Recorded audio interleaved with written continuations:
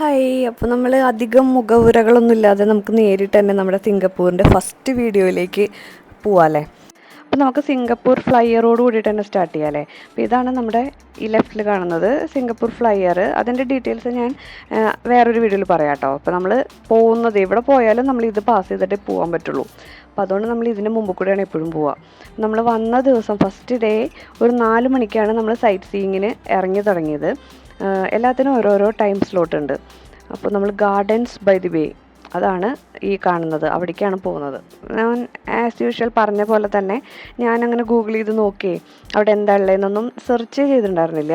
അതുകൊണ്ട് തന്നെ എനിക്ക് ഒരു ക്യൂരിയോസിറ്റി ഉണ്ടായിരുന്നു അപ്പോൾ എന്തായിരിക്കും അതിൻ്റെ ഉള്ളിൽ ഉണ്ടാവുകയെന്ന്.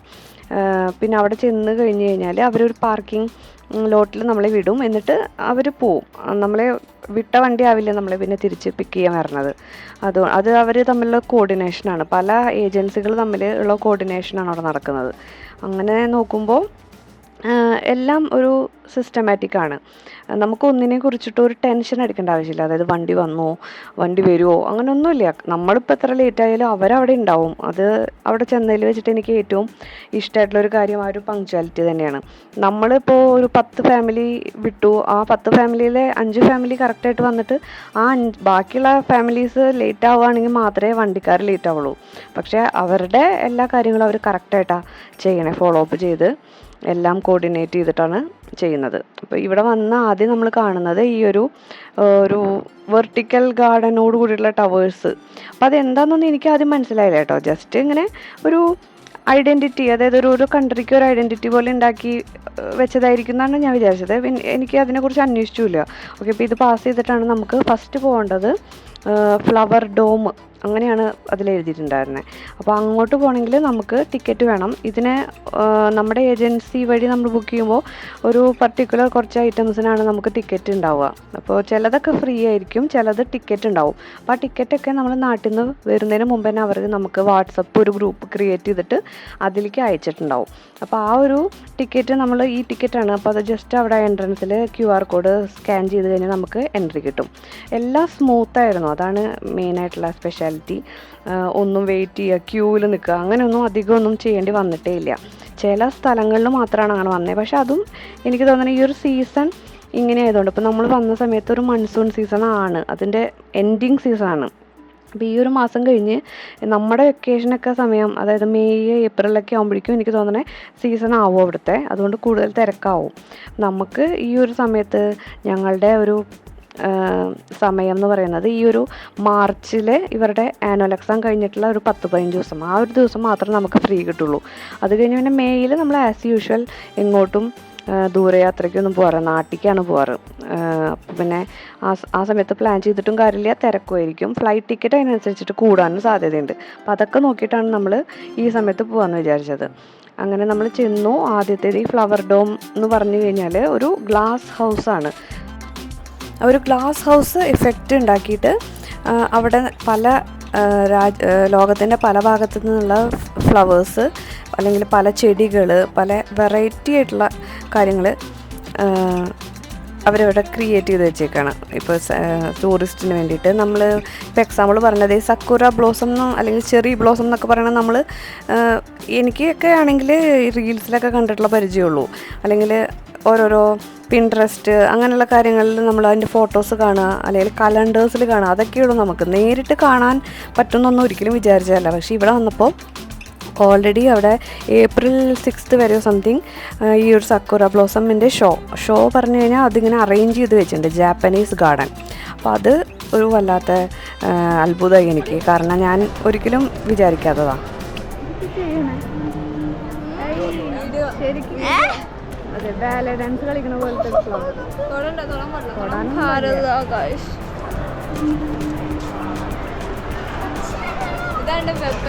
ഓസ്ട്രേലിയൻ കടാൻ ഇതിൻ്റെ ഉള്ളിലായിരുന്നു. ഓസ്ട്രേലിയയിലെ ചെടികളായിരിക്കും. അത് മാത്രമല്ല കേട്ടോ, കുറേ വെറൈറ്റി ആയിട്ടുള്ള നമ്മൾ ജീവിതത്തിൽ കാണാത്ത തരത്തിലുള്ള ചെടികൾ. North America, south America, Australia, അങ്ങനെ മെഡിറ്ററേനിയൻ, സക്കുലൻ ഗാർഡൻ, അങ്ങനെ പല വെറൈറ്റി ഓഫ് ഗാർഡൻസ് എല്ലാം കൂടി ഒരു റൂഫിൻ്റെ കീഴിൽ വന്നിട്ട് അവർ അറേഞ്ച് ചെയ്ത് വെച്ചേക്കാണ്. അപ്പോൾ അതൊക്കെ ശരിക്കും പറഞ്ഞു കഴിഞ്ഞാൽ നമ്മൾ ആലോചിക്കുമ്പോൾ അടിപൊളി തന്നെയാണ്. നമുക്ക് എല്ലാ സ്ഥലത്തും പോയിട്ട് ഇതൊക്കെ കാണേണ്ട ആവശ്യമില്ലല്ലോ. ഒരു സ്ഥലത്ത് പോയി കഴിഞ്ഞാൽ ഇതെല്ലാം ഒറ്റയടിക്ക് നമുക്ക് കണ്ടിട്ട് വരാം. പിന്നെ നമ്മൾ ഇപ്പോൾ ട്രാവലേഴ്സ് അല്ലെങ്കിൽ സഞ്ചാരികൾ എന്നൊക്കെ പറയുമ്പോൾ നമ്മൾ മെയിനായിട്ട് എന്താ വീഡിയോ, ഫോട്ടോ, ഇതൊക്കെയാണല്ലോ നമ്മുടെ ഓർമ്മകൾ. അപ്പോൾ അതിനാണ് നമ്മൾ മെയിനായിട്ട് വരുന്നതും ഫോട്ടോ എടുക്കാനൊക്കെ തന്നെയാണ് വരുന്നത്. ഇപ്പോൾ എത്രയൊക്കെ നമ്മൾ പ്രകൃതി ഭംഗി അങ്ങനെ ആസ്വദിക്കാനാണെന്ന് പറഞ്ഞാലും രണ്ടും കൂടി നടക്കണം. ആസ്വദിക്കലും നടക്കണം, ഫോട്ടോ എടുക്കലും നടക്കണം. അപ്പോൾ അതാണ് ഓരോരോ സെറ്റപ്പ്സ് അവർ ചെയ്ത് വെച്ചിട്ടുണ്ട് കേട്ടോ. അങ്ങനെ ഫോട്ടോ എടുക്കാനുള്ള ഫ്ലവറിൻ്റെ അറേഞ്ച്മെൻറ്റ്സ് ഒക്കെ ചെയ്ത് വെച്ചിട്ടുണ്ട്. പിന്നെ ഇടയ്ക്കിടയ്ക്ക് ഇത് ഈ മരമില്ലേ, ഉണങ്ങിയ മരം വെച്ചിട്ട് ഇത് ആർട്ടിഫിഷ്യലാണോ നോർമലാണോ എന്നും അറിയില്ല, പക്ഷേ ഓരോ ആനിമൽസിനെയും ഒക്കെ ഇങ്ങനെ ക്രിയേറ്റ് ചെയ്ത് വെച്ചത് കാണാൻ നല്ല രസമായിരുന്നു. അങ്ങനെ ഓരോ സ്ഥലത്ത് നമുക്ക് ഇരിക്കാനൊക്കെ കുറച്ച് സ്ഥലമുണ്ട്. പക്ഷേ മെയിനായിട്ട് ഈ മാളുകളിൽ പോകുമ്പോൾ നമ്മൾ ശ്രദ്ധിക്കണ പോലെയാണ്, സീറ്റിങ്സ് ഒന്നും അധികം ഉണ്ടാക്കിയിട്ടില്ല. കാരണം ആൾക്കാർ പിന്നെ അവിടുന്ന് പോവില്ലല്ലോ, അവിടെ തന്നെ ഇരിക്കും. അതുകൊണ്ട് അങ്ങനെ ശ്രദ്ധിച്ചിട്ടുണ്ട്, അവിടെ ഇവിടെയൊക്കെ തന്നെ ഉള്ളൂ. പിന്നെ മെയിനായിട്ടെന്ന് പറഞ്ഞാൽ നമ്മൾ ഒരു ചെറിയൊരു ഫ്ലവർ ഡോം അല്ലേന്ന് വിചാരിച്ച് തുടങ്ങും, പക്ഷേ ഇത് അവസാനിക്കണം കാണില്ല. അതിങ്ങനെ പൊയ്ക്കൊണ്ടേ ഇരിക്കും, ഒന്ന് കഴിഞ്ഞാൽ ഒന്ന്, അതിൻ്റെ കഴിഞ്ഞ അടുത്ത അട്രാക്ഷൻ എന്ന് പറഞ്ഞിട്ട് പോയിക്കൊണ്ടിരിക്കും. അപ്പോൾ ഓരോ സ്ഥലത്ത് വരുമ്പോൾ ആദ്യം ഇങ്ങനെ ഓരോ കൺട്രീസിൻ്റെ ആൾക്കാർ, അതിൻ്റെ ഫ്ലവേഴ്സ്, ചെടികൾ, അങ്ങനെയൊക്കെയായിരുന്നു. അത് കഴിഞ്ഞിട്ട് ഏറ്റവും ലാസ്റ്റാണ് നമ്മുടെ ജാപ്പനീസ് ഗാർഡനിൽ എത്തുക നമ്മൾ. ഈ ഒരു ചെടി കണ്ടപ്പോൾ എനിക്ക് തെച്ചിക്കായൊക്കെ ഓർമ്മ വന്നത്, അതുപോലെ ഉരുണ്ടിരിക്കണതൊക്കെ കണ്ടിട്ട്. ഡേസീസ് നല്ല രസമുണ്ടായിരുന്നു കാണുമ്പോൾ. ഇതുപോലെ ഓരോ അറേഞ്ച്മെൻറ്റ്സൊക്കെ ഉണ്ടാക്കി വെച്ചിട്ട് ഫോട്ടോ എടുക്കാനൊക്കെ നല്ലതാണ്. വെഡ്ഡിങ് ഷൂട്ട്സൊക്കെ ഇവിടെ നടക്കുന്നുണ്ട് കേട്ടോ. ഞാൻ 1-2 ആൾക്കാരനെ ഇതുപോലെ കണ്ടു. ആ ഗൗണും ആ വൈറ്റ് ഫ്രോക്കൊക്കെ ഇട്ടിട്ട് ഇവിടെ വന്നിട്ട് ഫോട്ടോ ഒക്കെ എടുക്കുന്നുണ്ട്, വീഡിയോസ് എടുക്കുന്നുണ്ട്. അത് മെയിനായിട്ട് ആ ഒരു ബ്രിഡ്ജ് വരുന്നുണ്ട്, അപ്പോൾ അതിലൊക്കെ ഇരുന്നിട്ട് ഫോട്ടോ എടുക്കുന്നത് ഞാൻ കുറേ കണ്ടു. പിന്നെ പല ആൾക്കാർ അവരുടെ ട്രഡീഷണലായിട്ടുള്ള ഡ്രസ്സസ് കൊണ്ടുവന്നിട്ട്, ഇപ്പോൾ എക്സാമ്പിൾ പറഞ്ഞു കഴിഞ്ഞാൽ എനിക്ക് തോന്നുന്നത് ജാപ്പനീസ് തന്നെ ഇവിടെ സെറ്റിൽഡ് ആയിട്ടുള്ള ആൾക്കാരാണോ എന്നറിയില്ല, അവരുടെ ട്രഡീഷണൽ കിമോണോസ് ഒക്കെ ഇട്ടിട്ട് വന്നിട്ട് ഫോട്ടോ എടുക്കുന്നുണ്ടായിരുന്നു. അപ്പോൾ അതെനിക്ക് വീഡിയോ എടുക്കാൻ ഞാൻ നോക്കട്ടെ, ഉണ്ടോയെന്ന് നോക്കട്ടെ, ഉണ്ടെങ്കിൽ ഞാൻ ലാസ്റ്റ് ഭാഗത്തായിട്ട് ഇടാം. പിന്നെ നമ്മൾ അവിടെ നിന്ന് കുറേ ഫോട്ടോസൊക്കെ ഇതുപോലെ എടുത്ത്, നമ്മൾ ഈയിടെയായിട്ട് എടുക്കുന്നതൊക്കെ ഫ്ലവർ ഷോ തന്നെയായിരുന്നല്ലോ. ഇപ്പോൾ ലാസ്റ്റ് നമ്മൾ ചെന്നൈയിലെ ഫ്ലവർ ഷോ, അത് കഴിഞ്ഞ് മൂന്നാറിൽ പോയിട്ടുള്ള ഫ്ലവേഴ്സ്, ഇപ്പോൾ ഇതും. അപ്പോൾ എനിക്ക് ഇങ്ങനെയുള്ള കാര്യങ്ങളാട്ടോ കൂടുതൽ കാണാൻ ഇഷ്ടം. അപ്പോൾ റിപ്പീറ്റഡായിട്ട് തോന്നുകയാണെങ്കിലും അവിടെ കാണുന്നതല്ല നമ്മളിവിടെ കാണുന്നത്, അതുകൊണ്ട് കുഴപ്പമില്ല എന്ന് വിചാരിക്കണം. അപ്പോൾ നമ്മൾ ഈ ഗാർഡനെ കുറിച്ച് ചുമ്മാ ഞാൻ ഗൂഗിൾ ചെയ്ത് നോക്കി പറഞ്ഞത്, ഇത് 3 പാർട്ടായിട്ട് തിരിച്ചിട്ടുണ്ട്. ഏക്കേഴ്സിൽ കിടക്കുന്ന ഒരു സംഭവമാണ് ശരിക്ക്. അതിൽ നമ്മളിപ്പോൾ വന്നിരിക്കുന്നത് ബേ സൗത്തിലല്ലേ. അപ്പോൾ ഈ സൗത്ത് തന്നെ 130 ഏക്കേഴ്സ് ഓഫ് ലാൻഡിലാണ് ഉണ്ടാക്കിയിരിക്കുന്നത്.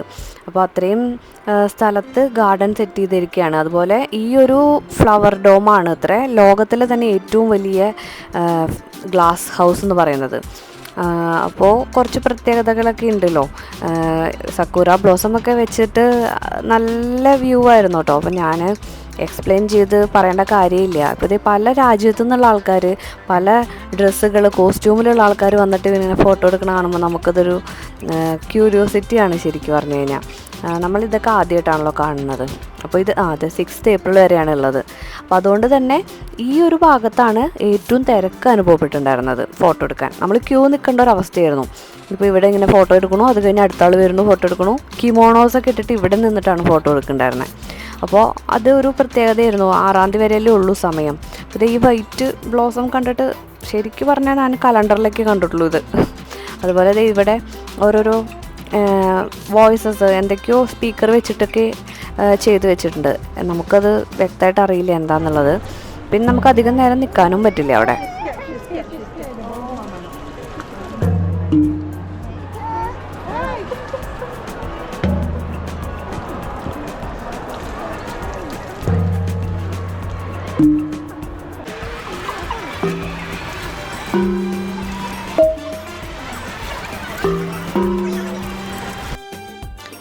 അങ്ങനെ ഇവിടെ നിന്നിട്ട് നമ്മൾ അത്യാവശ്യം കുറേ ഫോട്ടോസൊക്കെ എടുത്തു, വീഡിയോസൊക്കെ എടുത്ത്.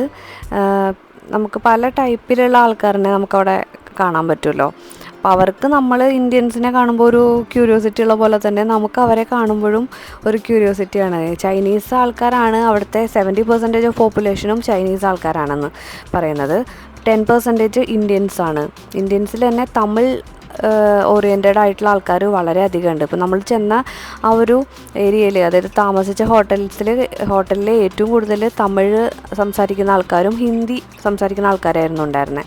അപ്പോൾ ഇതുപോലെ അവിടെ നിന്ന് ഇറങ്ങിക്കഴിഞ്ഞാൽ ഓരോ സ്ഥലത്തുനിന്നും ഇറങ്ങിയ സൊവനിയേഴ്സ് ഷോപ്പ് ഉണ്ട്. അപ്പോൾ നമുക്ക് ഇഷ്ടമുള്ള മാഗ്നറ്റ്സോ അല്ലെങ്കിൽ ഡ്രസ്സുകൾ അങ്ങനെ എന്ത് വേണമെങ്കിലും അവിടെ നമുക്ക് വാങ്ങാം. അവിടുന്ന് നമ്മളൊരു മാഗ്നറ്റ് വാങ്ങിച്ചിട്ട് നേരെ പോയത് ക്ലൗഡ് ഫോറസ്റ്റിലേക്കാണ്. അപ്പോൾ ക്ലൗഡ് ഫോറസ്റ്റ് പറഞ്ഞാലും ഒരു മൗണ്ടൻ പോലെ ഉണ്ടാക്കിയേക്കാണ്. അതായത് ആ ഒരു ഹൈറ്റിലുള്ള മൗണ്ടനിൽ ഏതൊക്കെ ചെടികൾ വളരുമോ അപ്പോൾ അതിൻ്റെ ആ ക്ലൈമറ്റിനനുസരിച്ചിട്ട് സെറ്റ് ചെയ്തേക്കാണ്. വെർട്ടിക്കൽ ഗാർഡൻ പോലെ എന്നാണ് മീൻസ് ഞാൻ ഫസ്റ്റ് കണ്ടപ്പോൾ നമുക്കറിയാം. ഇവിടെ നിന്നാലും നമ്മളുടെ ആ ഒരു വെള്ളച്ചാട്ടം ഉണ്ടല്ലോ, അത് ഭയങ്കര അട്രാക്ഷനാണല്ലോ. വെള്ളച്ചാട്ടത്തിൽ നിന്നുള്ള വെള്ളം അവിടെ പോണ ആൾക്കാരെ ഫുൾ തലയിൽ വീഴും. അങ്ങനെ തെറിച്ച് വീണുകൊണ്ടിരിക്കും. അത്ര ഫോഴ്സ് ഹൈറ്റിൽ നിന്നാണ് അത് വീണുകൊണ്ടിരിക്കുന്നത്. പല ആൾക്കാരും ഇപ്പോൾ ഈ വെഡ്ഡിങ് ഷൂട്ടിനൊക്കെ വന്നു എന്ന് പറഞ്ഞില്ല, അവരൊക്കെ ശരിക്കും റെയിൻകോട്ടൊക്കെ ഇട്ടിട്ടാണ് ഈ ഒരു ഭാഗത്തേക്ക് വന്നത്. പക്ഷേ എന്നിട്ട് ഒരു ഫോട്ടോ എടുക്കുന്നുണ്ട്. അങ്ങനെ ഈ വെറൈറ്റി ആയിട്ടുള്ള ചെടികൾ എനിക്കിതൊക്കെ കാണുമ്പോൾ നമ്മൾ പണ്ട് ഡിസ്കവറി ചാനലിലൊക്കെ ഓരോ വീഡിയോസ് കാണുമല്ലോ, നമ്മൾ കാട്ടിലേക്കൂടെ നടക്കുന്നതൊക്കെ. അപ്പോൾ അവിടെയൊക്കെ കണ്ടത്, അല്ലെങ്കിൽ ആമസോൺ ഫോറസ്റ്റിലൊക്കെ ഉണ്ടെന്ന് പറയുന്ന പോലത്തെ ചെടികളാണ് അവിടെ സെറ്റ് ചെയ്തിരിക്കുന്നത്. ഇപ്പോൾ ഞാൻ ഇടയിൽ കണ്ടിട്ടുണ്ടായിരുന്നു വീനസ് ഫ്ലൈ ട്രാപ്പൊക്കെ ഇല്ലേ, നമ്മൾ പഠിക്കുമ്പോഴാണ്, കുട്ടികൾക്ക് പഠിപ്പിച്ചു കൊടുക്കുമ്പോഴാണ് നമുക്ക് ആ ഒരു ജീവികളെ അട്രാക്റ്റ് ചെയ്തിട്ട് ഉള്ളിൽ ഭക്ഷണം കഴിക്കണ ആ ഒരു ചെടി അതൊക്കെ ഇവിടെ ഉണ്ടായിരുന്നു കേട്ടോ. അത് വഴിയിൽ എവിടെയോ ഉണ്ട് ആ ഒരു വീഡിയോ ഉണ്ട്, മീൻസ് ആ ഒരു ചെടിയുടെ വീഡിയോ ഞാൻ എടുത്തു വെച്ചിട്ടുണ്ട്. പിന്നെ പോകുന്ന വഴിയിൽ ഇതുപോലെ ജാപ്പനീസ് ഓറിയൻറ്റഡ് ആണോ എനിക്കറിയില്ല, പല ഗോഡ്സ് ഇതുപോലെയുള്ള നമുക്ക് നമ്മളുടെ അനന്ത പത്മനാഭസ്വാമിയുടെ പാമ്പ് പോലെയൊക്കെ തോന്നും. പക്ഷേ അവരുടെ എന്തൊക്കെയോ ചരിത്രത്തിലുള്ള ഗോഡിൻ്റെ ആണെന്ന് തോന്നണു അങ്ങനെ ചെയ്ത് വെച്ചിരിക്കണേ. അപ്പം അതും ഫോട്ടോ എടുക്കാൻ തിരക്ക് തന്നെയായിരുന്നു അവിടെ.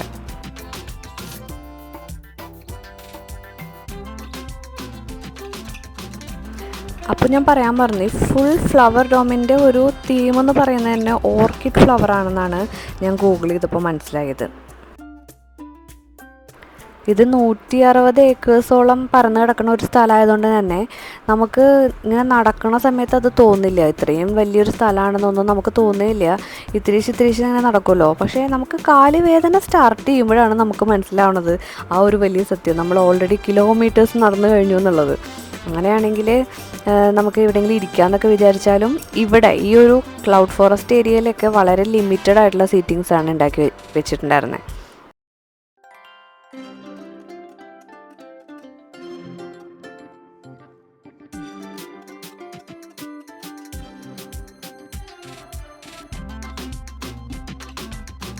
നമുക്കപ്പോൾ ഈ വെള്ളച്ചാട്ടം വന്നില്ലേ, അപ്പോൾ ആ വെള്ളച്ചാട്ടം വരണ ഒറിജിൻ്റെ ആ ഭാഗത്ത് വരെ അവർ ഒരു പാലം പോലെ, അതായത് സ്കൈ വാക്ക് എന്നൊക്കെ പറയില്ലേ നമ്മൾ, അതുപോലെ ചെയ്ത് വെച്ചിട്ടുണ്ട്. അപ്പോൾ അതിൽ നമുക്ക് കയറാവുന്നതാണ്.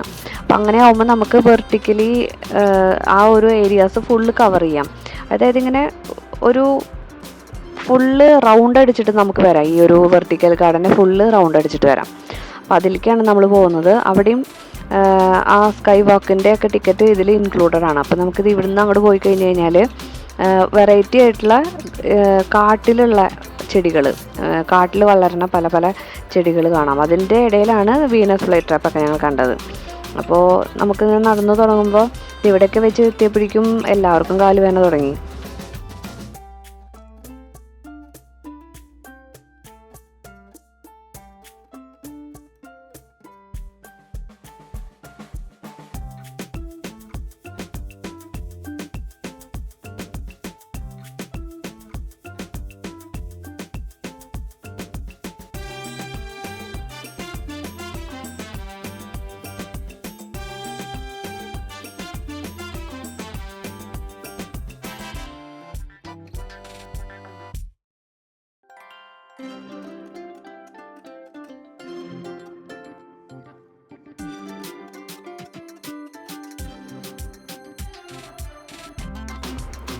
ഇത് ചെറി ബ്ലോസം കഴിഞ്ഞ് കഴിഞ്ഞാൽ പിന്നെ അടുത്തത് എനിക്കിത് ഈ വൈറ്റ് ഫ്ലവേഴ്സാണ് അത്ഭുതമായിട്ട് തോന്നിയത്.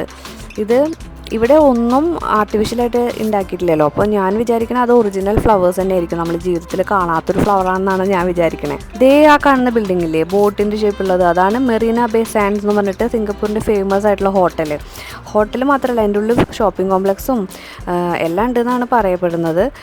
നമുക്ക് അതിൻ്റെ ഒരു ഓപ്ഷൻ ഉണ്ടായിരുന്നു, കാരണം ഫസ്റ്റ് നമുക്ക് ഡെസ്റ്റിനേഷൻ അവിടേക്കായിരുന്നു ശരിക്കും ലിസ്റ്റിൽ പ്രകാരം. അവിടെ പോയിട്ട് അവിടെ നിന്നാണ് നമ്മൾ ഇവിടെ വരേണ്ട പോലെ പ്ലാൻ ചെയ്തിട്ടുണ്ടായിരുന്നത്. പക്ഷേ എന്താണെന്ന് വെച്ചാൽ മഴ അന്ന് നമ്മളെ പറ്റിച്ചു. അതുകൊണ്ട് മഴയുള്ള സമയത്ത് അങ്ങോട്ട് കയറ്റി വിടില്ല അത്രേ. അതേപോലെ തന്നെ പിന്നെ എല്ലാം നമ്മൾ റിലേറ്റഡ് ആയിട്ട് ബുക്ക് ചെയ്ത് വെച്ചേക്കാണ് ടൈം സ്ലോട്ട്സ്. അപ്പോൾ നമുക്കിതൊന്നും അങ്ങോട്ടും ഇങ്ങോട്ടും മാറ്റാൻ പറ്റില്ല. അപ്പോൾ അതിനനുസരിച്ച് ചാർജിലും വ്യത്യാസം വരും. അത് നമ്മളൊരു തേഴ്സ്ഡേ ആണ് പോയത്. തേഴ്സ്ഡേ ഫ്രൈഡേ കഴിഞ്ഞ് സാറ്റർഡേ സൺഡേ വീക്കെൻഡ്സിൽ ചാർജ് കൂടും. സോ നമ്മളത് വേണ്ടാന്ന് പറഞ്ഞു. കാരണം അപ്പോൾ പിന്നെ നമ്മുടെ ഓൾറെഡി ചാർട്ടഡ് ആയിട്ടുള്ള എല്ലാ പ്ലാൻസും അങ്ങോട്ട് കൂടും തെറ്റണ പോലെയാവും. അപ്പോൾ പിന്നെ നമ്മളത് റീഫണ്ട് തരാമെന്ന് പറഞ്ഞപ്പോൾ ഓക്കെ പറഞ്ഞു. അല്ലെങ്കിൽ അവിടെ പോയി കഴിഞ്ഞാൽ അതൊരു സ്കൈ പാർക്ക് എന്നാണ് ശരിക്ക് അതിൻ്റെ പേര്. അപ്പോൾ മെറീന ബേ സാൻഡ്സിൽ സ്കൈ പാർക്ക് ഒബ്സർവേഷൻ. അപ്പോൾ അവിടെ പോയി കഴിഞ്ഞാൽ നമുക്ക് ഫുള്ള് സിറ്റി വ്യൂ കാണാത്രേ. ശരിക്കും പറഞ്ഞൊരു നഷ്ടമാണ്. പക്ഷേ ഓക്കെ, നമുക്ക് ബാക്കിയുള്ളത് വെച്ച് അഡ്ജസ്റ്റ് ചെയ്യാമെന്ന് വിചാരിച്ചു. പിന്നെ ഇതിൻ്റെ ഇടയിലൊക്കെ ഇതുപോലെ ഓരോ അട്രാക്ഷൻസ് നമുക്ക് വേണ്ടിയിട്ട് ചെയ്ത് വെച്ചിട്ടുണ്ട് അവർ. കുറച്ച് ക്യൂരിയസ് ആയിട്ട് 3D എഫക്റ്റ് ഒക്കെ ആയിട്ട് നമുക്ക് ഓരോരോ സ്റ്റെപ്പിങ് പ്ലേസസ് വെച്ചിട്ടുണ്ട്. അപ്പോൾ അവിടെ നമ്മൾ ചെന്ന് വെറുതെ ഇങ്ങനെ കാല് വെച്ച് കഴിഞ്ഞിട്ടുണ്ടെങ്കിൽ ഒരു എഫക്റ്റ് വരും. അങ്ങനെ അതൊക്കെ നല്ല രസമുണ്ട്. ഞാനിങ്ങനെ ഡിസ്ക്രൈബ് ചെയ്യേണ്ട ആവശ്യമില്ല, കാണുമ്പോൾ അറിയാലോ. ഫുള്ള് വാളും ഇതുപോലെ ഞാനിത് വീഡിയോസിലൊക്കെ കണ്ടിട്ടുണ്ട്. ഇതുപോലത്തെ വാൾസ്, ഇതുപോലത്തെ ഫ്ലോറിങ് ചെയ്ത് കൊടുക്കും എന്നൊക്കെ പറഞ്ഞിട്ടും.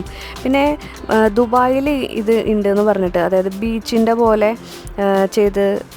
ചെയ്തിട്ടുണ്ട് അവിടെ എന്ന് പറഞ്ഞിട്ട് ഒരു വീഡിയോസൊക്കെ നമ്മൾ ഇടയ്ക്ക് കണ്ടിട്ടുണ്ടല്ലോ. അപ്പോൾ അതേ എഫക്റ്റ് തന്നെയാണ് ഇവിടെ. പിന്നെ അവിടെ നിന്ന് നമ്മൾ ഇതിങ്ങനെ ഈ ഒരു പാലത്തിന് തന്നെ സൈഡിലേക്ക് പോയിട്ട് ഓരോന്ന് അവർ അട്രാക്ഷൻസ് ബിൽഡ് ചെയ്ത് വെച്ചേക്കാണ് നമുക്ക് വേണ്ടിയിട്ട്. ഇതൊക്കെ ഫ്രീ ആണ്, അതിനൊന്നും പ്രത്യേകിച്ച് ചാർജില്ല. പോണ വഴിക്ക് നമുക്ക് കണ്ടിട്ട് പോകാമെന്ന് മാത്രം.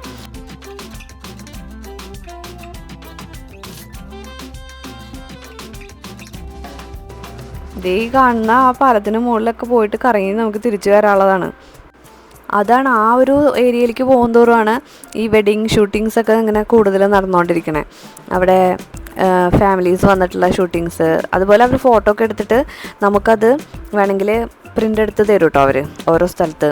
നമുക്ക് അങ്ങനെ ഒരു ഓപ്ഷനും ഉണ്ട് അവിടെ.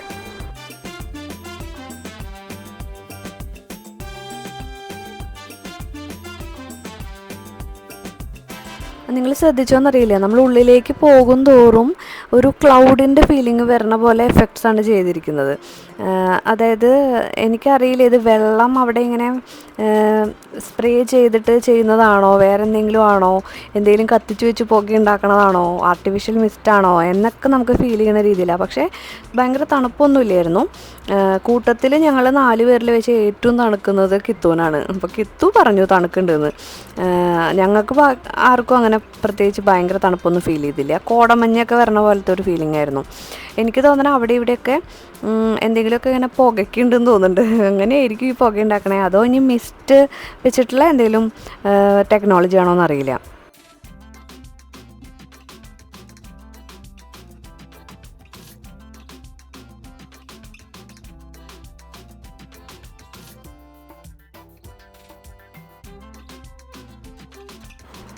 ഇതൊക്കെ എന്തിനെങ്കിലും ലെൻസ് വെച്ചിരിക്കണമെന്ന് വെച്ചാൽ നമുക്ക് ആ ഒരു മൈക്രോ ഓർഗാനിസംസിനെ തന്നെ നമുക്ക് ക്ലോസ് ആയിട്ട് വാച്ച് ചെയ്യാൻ വേണ്ടിയിട്ടാണ്.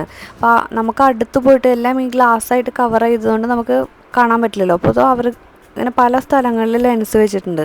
അപ്പോൾ കുഞ്ഞു കുഞ്ഞു ചെടികളുടെ ആ ഡീറ്റെയിലിംഗ് ഒക്കെ നമുക്ക് ആ ലെൻസ് കൂടെ കണ്ട് മനസ്സിലാക്കാമല്ലോ. ഇപ്പോൾ ഫ്ലവർ അല്ലെങ്കിൽ ഫ്ലോറൽ എന്തൂസിയാസ്റ്റ് അവരൊക്കെ ഉണ്ടാവുമല്ലോ, അവർക്കൊക്കെ വളരെ ഉപകാരപ്രദമായിരിക്കും തോന്നുന്നു.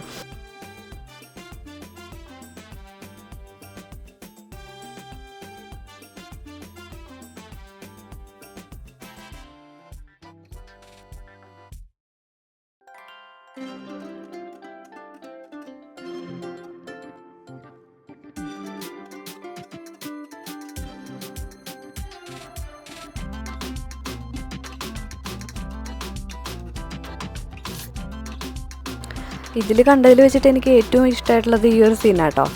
അത് അവരും മഞ്ഞിൻ്റെ ഇടയിൽ കൂടെ കാണുന്നത് എത്രത്തോളം മനസ്സിലാവുമെന്ന് അറിയില്ല, എന്നാലും നേരിട്ട് കാണുമ്പോൾ അതൊരു നല്ല ഫീലിംഗ് തന്നെയാണ്.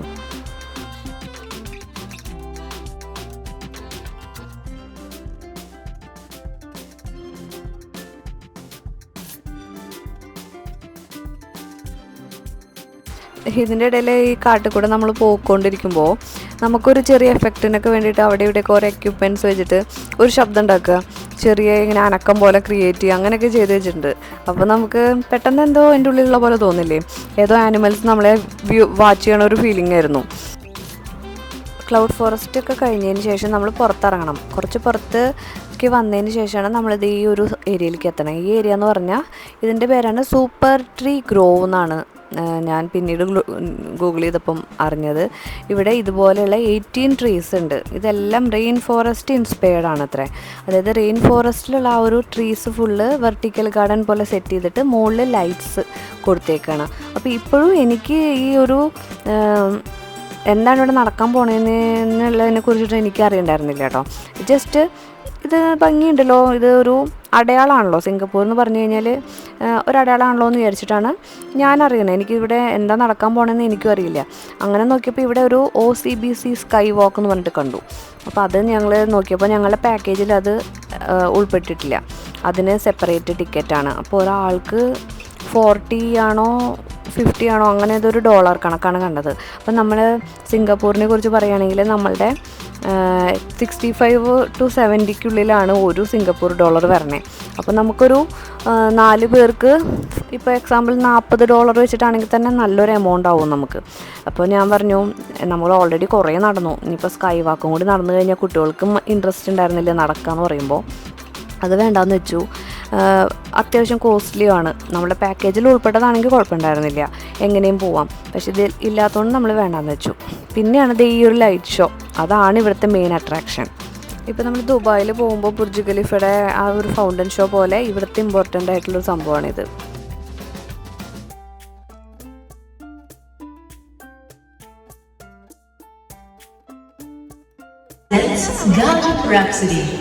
Watch the super trees come to life as we unveil a dazzling showcase of lights and musical trees. Tonight we present Garden Walls.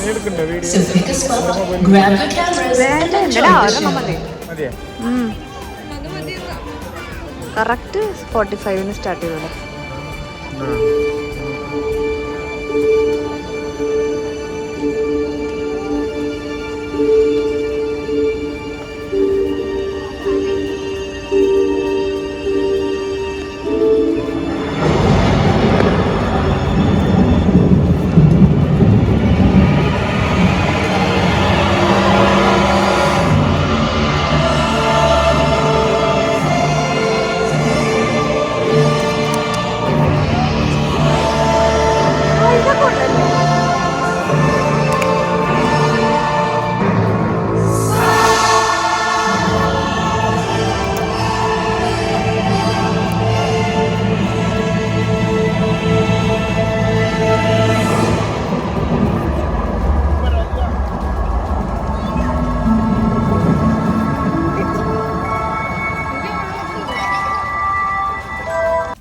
അപ്പം നമ്മളിത് ലൈറ്റ് ഷോ ഒക്കെ കണ്ടു. അധികം തിരക്കാവുന്നതിന് മുമ്പ് നമുക്ക് തിരിച്ച് നമ്മൾ ഡ്രോപ്പ് ചെയ്യണ സ്ഥലത്തേക്ക് വരണം. കാരണം പൂരപ്പറമ്പിലത്തെ പ്രതീതിയായിരുന്നു അവിടെ ലൈറ്റ് ഷോൻ്റെ അവിടെ. എല്ലാ ആൾക്കാരും അവിടെ തന്നെ വന്നിട്ട് ഇരുന്നിട്ടും കിടന്നിട്ടും പായൊക്കെ കൊണ്ടുവന്നിട്ടേ ഇരുന്ന് കാണുമായിരുന്നു. അപ്പോൾ നമ്മൾ എല്ലാവരും ഒരുമിച്ച് ലൈറ്റ് ഷോ കഴിഞ്ഞിട്ട് വന്നു കഴിഞ്ഞാൽ നമുക്ക് നടക്കാൻ സ്ഥലം ഉണ്ടാവില്ല. നമ്മൾ വേഗം വന്ന് നമുക്ക് അലോട്ട് ചെയ്തിട്ടുള്ള ആ ബസ്സിൽ കയറിയിരുന്നു. അവിടുത്തെ ഡ്രൈവർ നമ്മളോട് ചോദിക്കും നമ്മൾ എന്നെ ഹോട്ടലിൽ തന്നെ ഡ്രോപ്പ് ചെയ്യണോ അതോ ലിറ്റിൽ ഇന്ത്യ എന്ന് പറഞ്ഞിട്ടുള്ള ഒരു സ്ഥലമുണ്ട്. അപ്പോൾ മിക്കവാറും എല്ലാ ഇന്ത്യക്കാരും ഡിന്നർ കഴിക്കാനോ അല്ലെങ്കിൽ ഫുഡിന് വേണ്ടി ചൂസ് ചെയ്യണത് ലിറ്റിൽ ഇന്ത്യ ആണ് അത്രേ. അപ്പോൾ ലിറ്റിൽ ഇന്ത്യയുടെ വിശേഷങ്ങളുമായിട്ട് ഞാൻ അടുത്ത വീഡിയോയിൽ എന്തായാലും വരുന്നതായിരിക്കും. അപ്പോൾ നമ്മളുടെ ഹോട്ടലാണ് ചൂസ് ചെയ്തത്. കാരണം നമുക്ക് കോംപ്ലിമെൻ്ററി ഡിന്നറും ബ്രേക്ക്ഫാസ്റ്റും പറഞ്ഞിട്ടുണ്ട് അവിടെ തന്നെ. അപ്പോൾ നമ്മൾ എന്തിനാ അത് വെറുതെ കളയണേ. അപ്പോൾ നമ്മൾ ഹോട്ടലിലേക്ക് പോയി അവിടെ ചെന്ന് ഡിന്നറൊക്കെ കഴിച്ച് കുറച്ച് റെസ്റ്റ് എടുക്കണമല്ലോ. നെക്സ്റ്റ് ഡേ വീണ്ടും 10 മണിക്ക് വണ്ടി വരും എന്ന് പറഞ്ഞിട്ടുണ്ടായിരുന്നു. അപ്പോൾ നമുക്ക് അടുത്ത വീഡിയോയിൽ ഇനി കൂടുതൽ വിശേഷങ്ങളുമായിട്ട് വരാം. ഈ വീഡിയോ ഇഷ്ടമായിട്ടുണ്ടെങ്കിൽ ലൈക്ക് ചെയ്യാനും സബ്സ്ക്രൈബ് ചെയ്യാനൊന്നും മറക്കരുത്. അപ്പോൾ അടുത്ത വീഡിയോയിൽ കാണാം.